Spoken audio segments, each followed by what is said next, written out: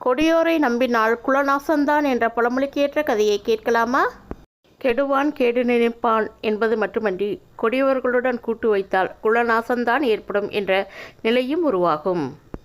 ஒரு ஊரில் ராமு, சோமு, காமு, தாமு என்று 4 அண்ணன் தம்பியர் இருந்தனர். அவர்களது தந்தை இறக்கும்போது 4வருக்கும் வீடு, நிலம், பணம், நகைகள் அனைத்தையும் சமமாக பிரித்து கொடுத்திருந்தார். தம்பி தாமு 3 அண்ணன்கள் மீது பொறாமைப்பட்டான். மற்ற 3வர்களும் செல்வத்தை இழந்து வறியவர்களாகி பிச்சைக்காரராக தெருவில் திரிய வேண்டும் என்று எண்ணியிருந்தான்.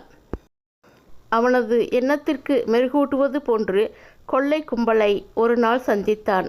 அவர்களிடம் தன்னுடைய அண்ணன்களின் விலாசங்களை கொடுத்து கொள்ளையடிக்கச் சொன்னான். ஒவ்வொரு மாதத்திலும் ஒவ்வொரு அண்ணன் வீட்டிலும் கொள்ளையடிக்கப்பட்டன. 3 மாதங்கள் முடிந்த பின் 4வது மாதம் தாமுவின் வீட்டிற்கு அக்கொள்ளையர்கள் வந்தனர்.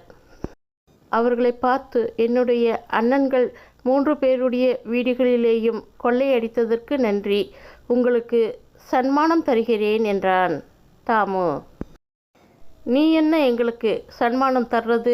நாங்களே உங்கள் வீட்டில் எங்களுக்கு தேவையானதை எடுத்துக்கொள்கிறோம், பீரோ சாவியை கொடு என்று கொள்ளையர்கள் கேட்டனர். அதற்கு தாமு, இருந்த சொத்துக்களையெல்லாம் இழந்து பரம ஏழையாய் இருக்கும் என்னிடத்தில் ஏது பணம், நகையெல்லாம் என்று கேட்டான். உன்னுடைய பணம், நகையெல்லாம் எங்கே மறைத்து வைத்திருக்கிறாய் என்ற விபரத்தை எல்லாம் உன்னுடைய அண்ணன்கள் சொல்லிவிட்டனர். அதனால் ஒழுங்காக சாவியை தரப்போகிறாயா, இல்லை எங்களுடைய கொள்ளை குணத்தோடு கொலை குணத்தையும் காட்டவா என்று மிரட்டினர். உயிர் இருந்தால் பணம், நகைகளை சம்பாதித்து கொள்ளலாம், உயிர் போய்விட்டாள் என்று நினைத்தவன் பீரோ சாவியை கொடுத்தான். நகை, பணம் அனைத்தையும் எடுத்துக்கொண்டு கொள்ளையர்கள் சென்றனர். மற்றவர்களை மட்டம் தட்ட எண்ணி கொடியவர்களை நம்பி செயல்பட்டதால் அனைத்தையும் இழக்க வேண்டியது வரும் என்பதை தாமு உணர்ந்தான். அதை நாமும் உணர்ந்து எப்போதும் கெட்டவர்களிடமிருந்து தள்ளி இருக்க வேண்டும். இந்த கதை உங்களுக்கு பிடிச்சிருந்தால் லைக் பண்ணுங்கள், ஷேர் பண்ணுங்கள். உல்டா உலகத்தை சப்ஸ்கிரைப் பண்ண மறந்துடாதீங்க. நன்றி, வணக்கம்.